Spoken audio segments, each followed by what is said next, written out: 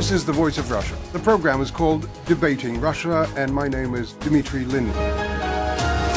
The question for this show is, how is the United States trying to influence Russia? What are its aims, and what are its methods? With me in our London studio are Dr. William Shord, Program Leader, Politics and Global Studies at the University of Winchester. He's a specialist in contemporary American politics and political history. Charlie Wolf, American broadcaster and political commentator living in London. And over Skype from Moscow, Eric Kraus, director of the Moscow-based company Principal Asset Management, and a man with a keen interest in Russia-West relations. Thank you for taking part in the show. Now, the West, notably the United States, has been putting an enormous amount of pressure on Russia, most recently over Ukraine, of course, but it all began much earlier. In a recent interview, Russia's Foreign Minister Sergei Lavrov said, referring particularly to the sanctions, "Our partners," he said, "are not hiding the fact that the goal of these measures is not Ukraine. Essentially, in their statements and actions, the true purpose of the restrictions is evident, which is to alter Russia, to change its position on key issues which are of fundamental importance to us, that is, to Russia, and to get Russia to adopt the Western position." Now, what we're going to talk about today is what exactly Washington's goals are. Is it to bring some sort of positive change to Russia, which, in the view of the United States, is obviously not positive enough? Or is it to turn Russia into an outcast, to recast it as an evil empire, to mold Russia as the perfect enemy in order to serve its own political stratagem, which I hope we're going to unravel? Eric, what is your take on that? Is it a positive influence that the U.S. is trying to exert, or is that indeed sort of putting Russia in the dock kind of policy? Well, positive for whom? The United States found that the Yeltsin regime of the 1990s was quite positive. They were singularly unchallenged by it. It was compliant and did not in any way interfere with their policy objectives. The fact that for Russian people it was an unmitigated disaster was unfortunate, was not, I don't believe, certainly was not willed by Washington, but they could live with that. Russians are living much better under the current government for all of its shortfallings, and like most governments, it has its shortfallings. But it is exceedingly popular in Russia, but it has been relatively assertive vis-a-vis the West. And Mr. Putin sees Russia as an independent actor with its own set of interests, goals, fears, strategies, and wishes to be taken as an equal, and thus far hasn't gotten what he wanted along those lines. Dr. William Shord, your take on this same question. Is it a positive influence the U.S. is trying to exert? Well, I think I'd like to. I think one of the problems is it's probably a misreading of the Russian geopolitical imperative, which is essentially defensive in orientation. So when we see things like what happens in Crimea and Ukraine, to much of American foreign policy thinking that's Russia being assertive, being expansionist, and being aggressive. So if you based it didn't become president, of course, but Mitt Romney in 2012 said that he sees Russia as America's number one geopolitical foe. So that's really setting out a very, very specific marker that Russia is not to be trusted, Russia cannot be engaged, it only understands strength, etc., etc. And I think a lot of that goes back 20 years to the expansion of NATO into Eastern Europe and possibly into Georgia and Ukraine, which means there's not really a meeting of the minds in terms of Russia's understanding of how America sees Russia and vice versa. So that fundamentally seems to be a major problem. In the American position, it seems to me a misunderstanding or misreading, whether willful or otherwise, of what Russia really wants to have happen. Essentially, it is defensive in its attitudes, but it is seen as being aggressive. Okay, Charlie Wolf, the notion of aggressive has popped up quite often lately, even before Ukraine, I would say. Yeah, but I think Ukraine. What word would you use? Ukraine probably helped seal the deal as far as aggressive is concerned. I think seal the deal in the minds of certain, in a certain school of thought. It's almost self-evident. It's not just, in the minds of different thoughts. But that said, I think it's fair to say that we have an administration right now that doesn't seem to know what it wants. In the beginning, of course, it was the famous reset button, which I think I can't remember. Was it genuine? Was it genuine with Hillary Clinton? To be fair, I think it probably was. But again, there was probably a misunderstanding. The whole foreign policy was misunderstood. I think there was a lot of this feeling of Obama's not George Bush. Obama's charismatic. All I have to do is go around and give a couple speeches. And a smile. And a smile, and that's how it works. And I look at Mr. Putin, and Mr. Putin is more of a politician and an operator, and he's in for Russia's self-interest, which is fair enough. All countries have self-interest. And as you know, there is no love lost between the two.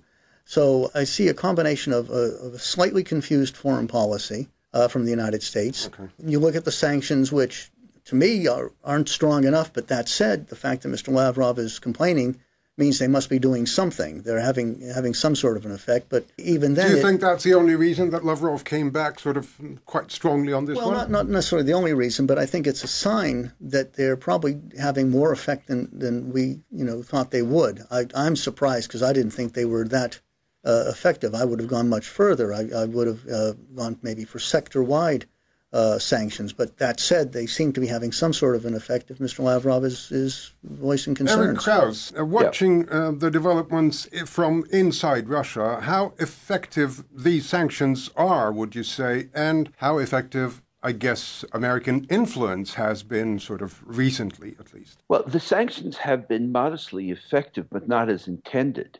They have caused major damage to European industry, and Russian economic growth, industrial production growth, in September was a positive almost 3%, largely due to import substitution and the very sharp fall in the ruble. So the sanctions are, I think, on the view on the ground, it's a mixed bag. They could be a net benefit. They could be net harmful to Russia, depending on certain decisions which will be made or not be made in the Kremlin. Russia has been revealed to be extremely vulnerable to Western sanctioning or blackmail, depending on how you want to look at it. The financial system in particular, the payment system, the credit card system, they're rushing to create alternatives to link up with the Chinese payment system in particular, so as not to be held to ransom for geopolitical goals. The situation on the ground in Russia is largely unchanged. The food stores are about as stocked as they ever were. I can't get my favorite Finnish cottage cheese, but there are lots of Russian alternatives which have now been created. So the sanctions thus far are a nuisance or an irritant, and it shows an extreme hostility. I mean, ordinarily, countries will not be openly attempting to damage each other's economic interests, and this creates a break which is not going to be healed. Moving on slightly, we, of course, all remember Victoria Nuland's statement to the effect that the U.S. has spent $5 billion on democratic change in Ukraine.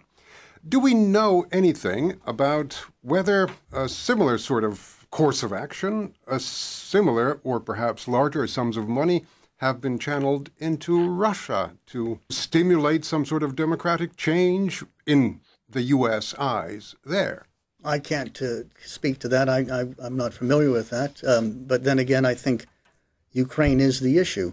I think Russia is in a position where democratic change could be accomplished without mass sums of money. I think if you look at issues of human rights, of journalists who've been arrested, excuse me, let me get that straight. So democratic change in Ukraine, do you consider it as that, the events unfolding in Ukraine in the past half a year? Well, I think what's important is the fact of Russia's presence in Ukraine, and I think that's where the United States is worried, and that's why the sanctions, and that's what the sanctions are all about. There is evidence that Russia has been participating in Ukraine, and the United States is probably looking upon this, and not happily so, nor is Europe, and especially the Ukrainians are not happy about this. Nuland came up with a figure of $5 billion before any assertions, any claims to the effect that Russia was sort of heavily involved or had a finger in the pie. Dr. Shore, do you ask? But the conventional thing with America in the past, with this sort of, I suppose, what the government is aimed at might see as destabilizing, is to funnel money to democratic groups or to dissident groups of that nature, sometimes military. Clearly, this isn't likely to be the case in this instance. I don't see any evidence that's being done, at least not overtly. I think there's certainly made it very clear in Ukraine who is being supported. The weakness of the American position is, and Russia knows this very well, is that what can they do militarily? What can they do in terms of countervailing power to influence the Russian position? So one thing which might have an influence looking forward in the future, based upon what Joe Biden said when he gave the speech to the Georgia Parliament several years ago, he said Russia's a dying power, the population is decreasing. And is that the school of thought the others chip into? It's in the sense that do we deal with this as much as we can in difficult circumstances, but knowing in time that Russia becomes less and less significant. But of course, that's in the future, and it may not actually take place anyway. So the other countervailing power, which is difficult to manipulate, would have an impact upon Russia, is of course what Russia has, which is natural gas and oil. And clearly Russian concerns about decline in the price of oil and does have an impact on Russian policy. Now, can you manipulate that? That's very difficult to see how you do that, because it affects everybody, of course. And it's extremely difficult to manipulate world oil markets, for example. But that's the sort of thing which you'd have to think about if you're going to change policy. I mean, what powers have you got? What implement can you use to make a difference? I think one of the problems... yes, Eric, do come in. The likelihood of anyone durably changing Russian policy from without is nil. It has been attempted. You agree with that, yeah? Oh, yeah, yes. No, listen, like I said, there's human rights problems in Russia I'd love to see change, but I don't see that as I don't necessarily see the mechanism of how one would do that. Yes, Eric, back to you. Yeah, I mean, there are human rights problems in most countries I could think of. If you look at the American system of criminal justice, which is arguably based largely on blackmail, otherwise known as plea bargaining, I think there are problems there, and there are problems in my native France, which has been going from bad to worse, and there are problems in Russia. I don't think those problems can be solved from outside. The Russians will have to solve their own problems, and the time when they were looking to America for assistance, which is basically the 90s, and which did not end well, whoever is to blame is not relevant, it didn't end well, is gone. Now, the Americans have been attempting to bring about regime change in Russia with their typical dexterity. Mr. McFaul was finally, the former U.S. ambassador, was finally pulled out after antagonizing pretty much everyone, including the Russian opposition. And so they haven't been terribly effective. And certainly, I don't think it's arguable that the effect of the sanctioning and the aggressive discourse towards Russia has been to consolidate Mr. Putin's power. He is now extremely popular. And of course, it's had another effect, which no one has mentioned yet, which is there is, according to the polls, one country where Mr. Putin is more popular than Russia, and that is the People's Republic of China, where he has a 92% popularity rating as opposed to 86% in Russia. The outcome of the policy has been to drive Russia far closer to China, which is a goal which has eluded Russian and Chinese policymakers for 20 years. I think one of the problems, again, looking at this as an American and obviously as a partisan, as a Republican,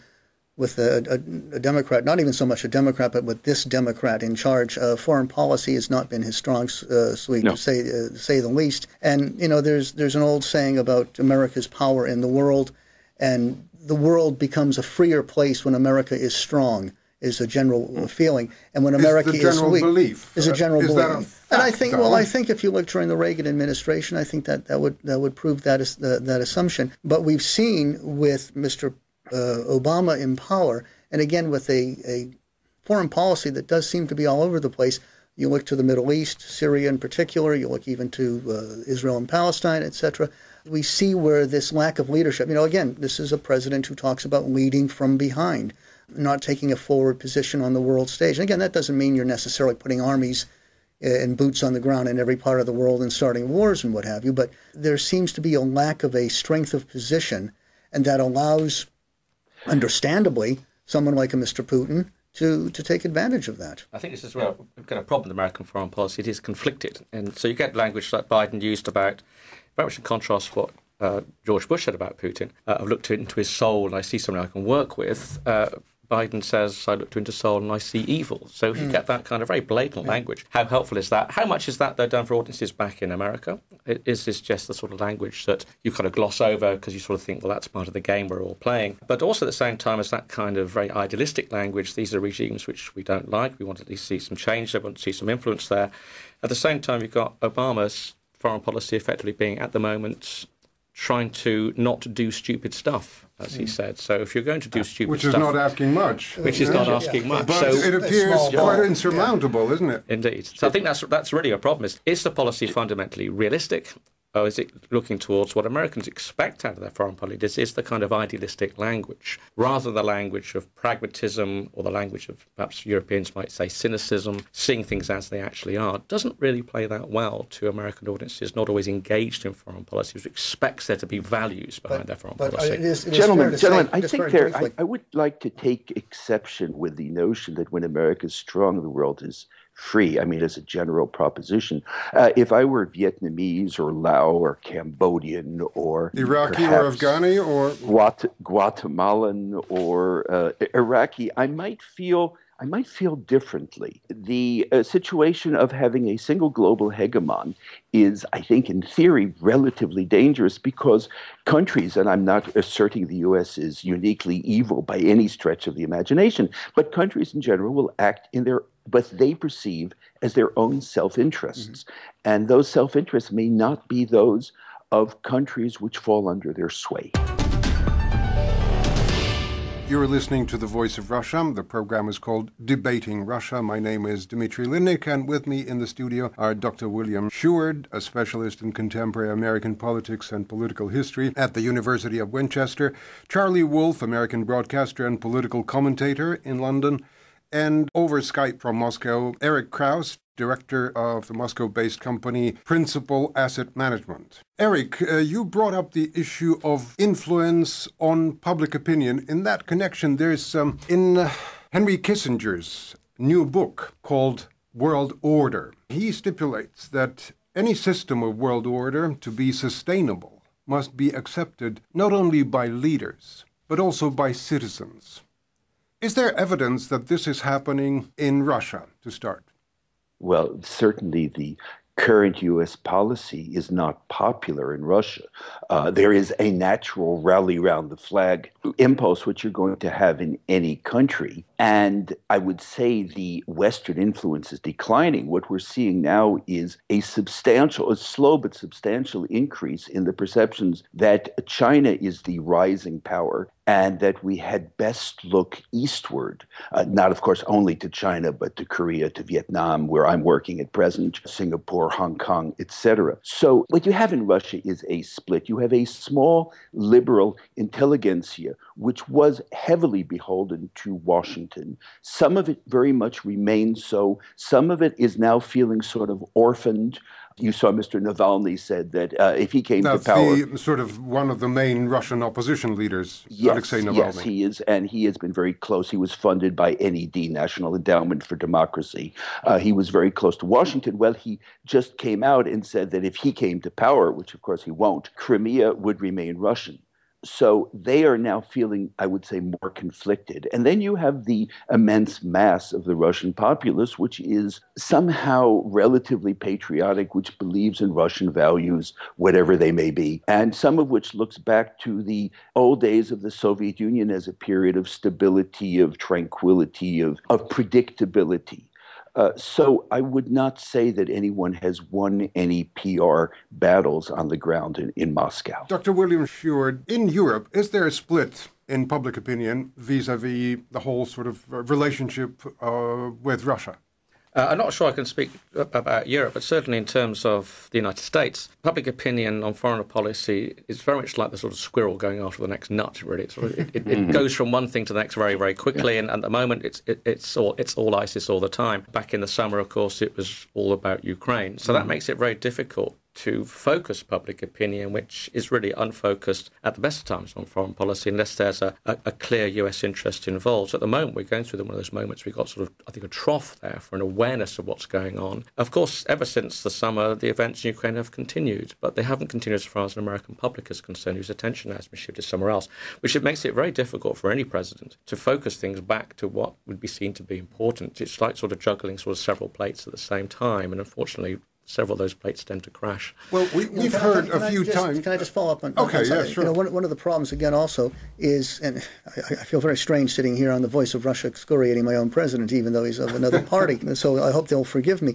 But this does also go down to leadership. One of the great arguments has been on certain campaigns. You look at ISIS, and you have a president who's talking about what he's not going to do is to boots on the ground. And yes, it's a fair point to say that America is war-weary right now and would not want to see boots on the ground, but it is the job of a leader, of a Ronald Reagan, for instance, to convince people what you need to do and to lead the people. And unfortunately, we do have a president who at times seems disinterested, and in foreign policy especially. This is a man that's more interested in pushing Obamacare and the war on women and minimum wage and what have you. So it's not his strong suit to begin with, but there is this lack of leadership, and that's what's causing a lot of these problems. So it's down to personalities or to parties in the States? I don't know if it's necessarily personalities, but it is down to leadership. Again, if you look back even to George Bush, whether you agree or disagree with his policy, he sold it continually. He talked about his freedom agenda and why he was going into Iraq and what he was doing in Afghanistan.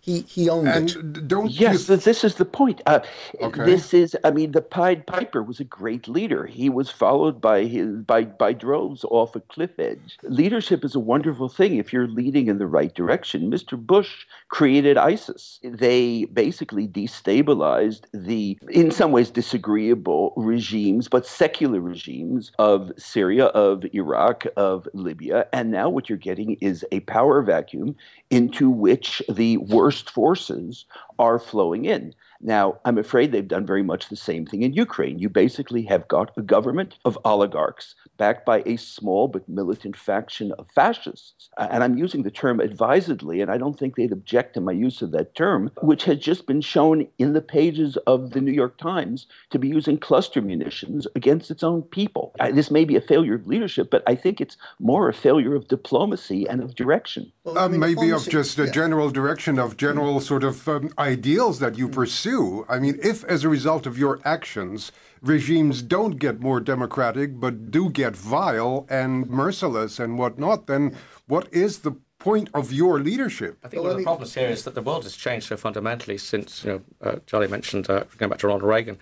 There's an article written in 1990 by John Mearsheimer, an international relations scholar, saying why we will miss the Cold War. And people thought it's a very strange thing to say at the moment. We're about to win the Cold War. Why would we miss it? Because it made things remarkably easy and straightforward from Russia, for American foreign policy. If you saw what you perceived to be a communist movement anywhere in the world, you'd rush to knock it on the head. Policy has become much more complicated. So I think leadership becomes more complicated as a consequence. I think it's certainly true in the case of Obama. Foreign policy is not what he wanted to get involved in as president. He wanted to end the wars in Afghanistan and Iraq, and now, of course, foreign policy carries on, and you have to deal with it, as well as, of course, those issues which you wanted to get away from have come back or have never gone away in Afghanistan and Iraq, as we're seeing very clearly here. So it means there's very little bandwidth for a more nuanced discussion of what Russian policy should be. Can I just make a point? Forgive me, but just to answer our other guest, the creation of ISIS, as I've seen it, isn't because of the destabilizing of George Bush. It was, in actual fact, the vacuum destabilizing of George Bush, by George Bush, forgive me, with vis-a-vis Iraq. But more so,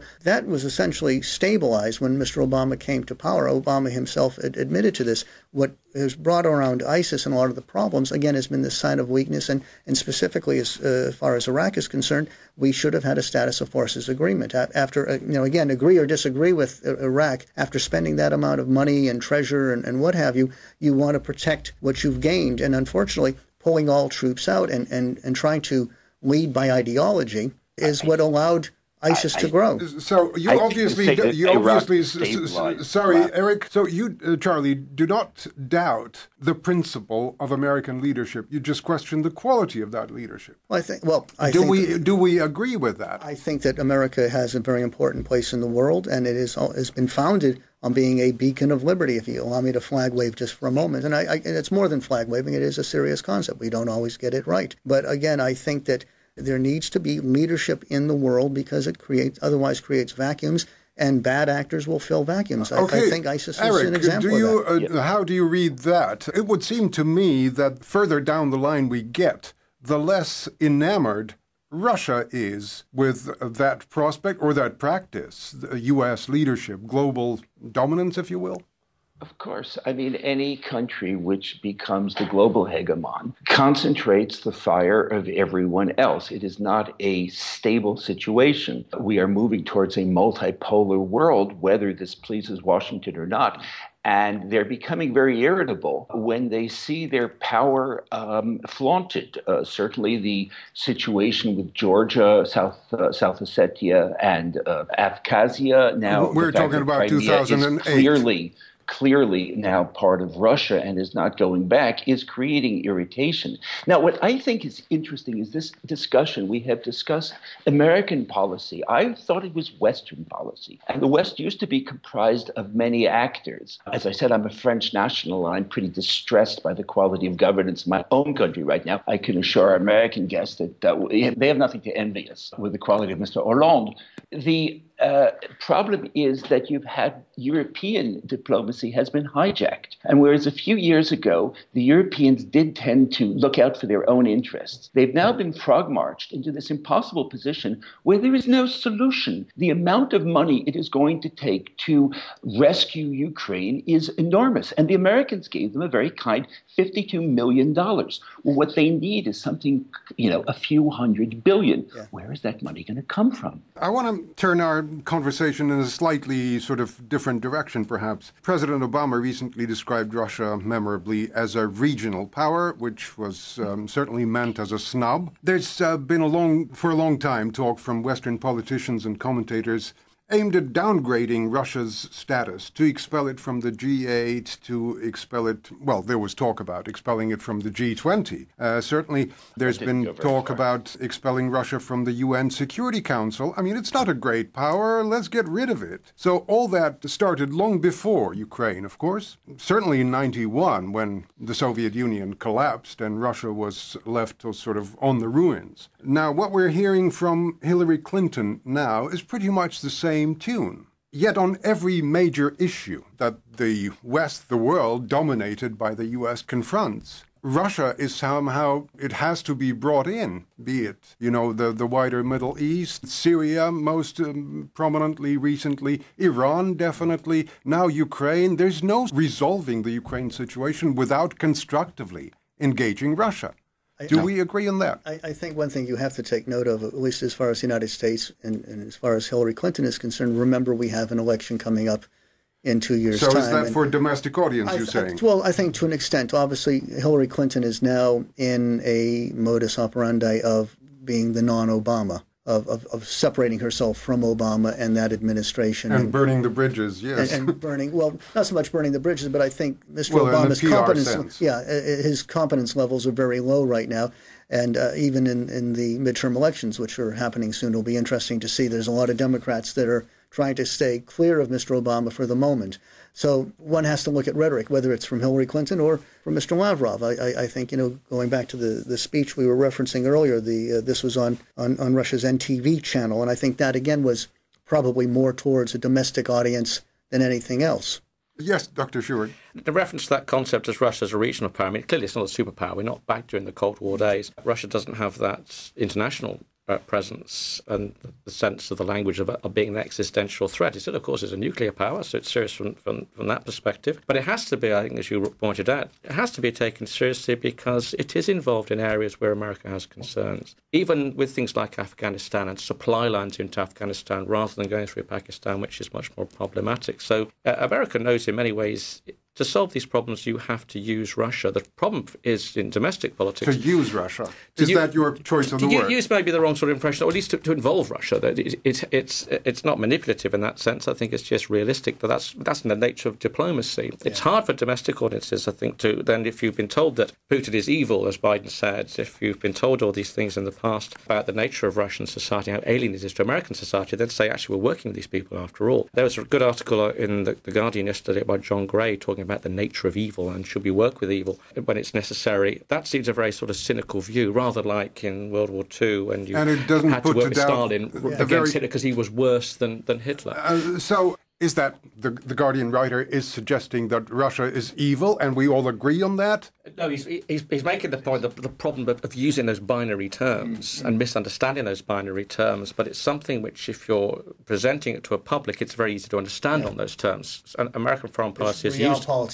has used it over the years, has said, here's a way of demonizing individuals, and you focused upon if it's a Saddam Hussein or a Gaddafi or a Stalin going back further or a Hitler. It's very easy, therefore, to understand those sorts of things. So then all of a sudden you might have to work with those people. Then there's a concern about, well, what's happened to our morality, our sense of values as a significant part of our foreign policy. And effectively, politics is real politics. You have to deal with what's there, but that's very difficult to do once you've actually said there's evil, and as Cheney said, we don't negotiate with evil, we defeat it. There's quite a school of thought in Russia. There's quite a sort of wide support for the notion that America is inherently evil and aggressive and whatnot. So do you accord the that section of the Russian population the right to think of America that way? Charlie? No, not at all. Okay. Yes, Eric. No educated adult Russian will speak in those terms. This seems to be the appanage of Washington, where the political discourse has been dumbed down to quite a striking degree. Oh, that's a Russians great point. see a power struggle between America and this part of the world, and they are now beginning to align themselves. They're looking to the BRICS. They're looking for a multipolar alignment against the U.S. Nobody calls them evil because they serve their own interests, but nobody also believes that they're uniquely good or exceptional or destined to lead. I think that's a good point to end this discussion. With me in the Voice of Russia's London studio were Dr. William Sheward of University of Winchester, a specialist in contemporary American politics and political history, Charlie Wolf, American broadcaster and political commentator in London, and over Skype from Moscow, Eric Krauss, director at the Moscow-based company Principal Asset Management.